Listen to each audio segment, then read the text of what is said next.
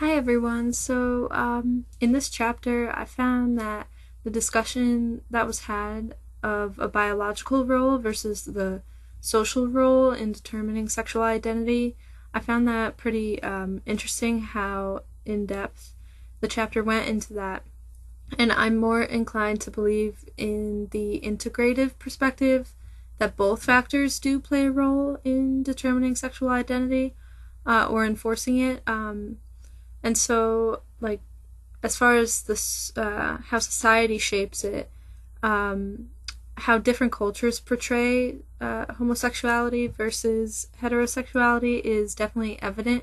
That it plays a role, like the example that was given in the chapter that men in some Latin American countries who take an active role in sex with other men may not be seen as gay, while someone who would take a passive role in this would more likely be seen as homosexual.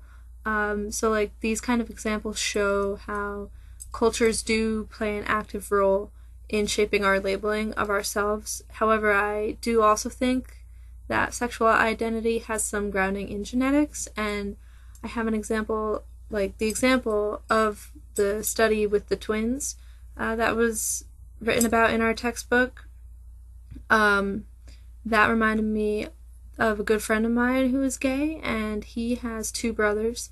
One, he's in the middle, so one is older, and then the one is a couple years younger. And one is bisexual, and the other is gay. And so I thought of him when I read that part in the chapter. About the twins, the genetic aspect seems pretty clearly. It does play some role.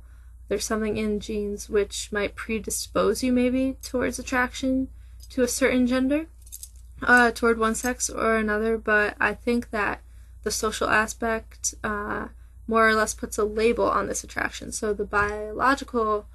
our biological makeup might predispose us toward a certain gender, yet the social aspect is kind of what puts a label on it. So I kind of found that to be a distinction, which I thought was interesting. So yeah, that's all I have.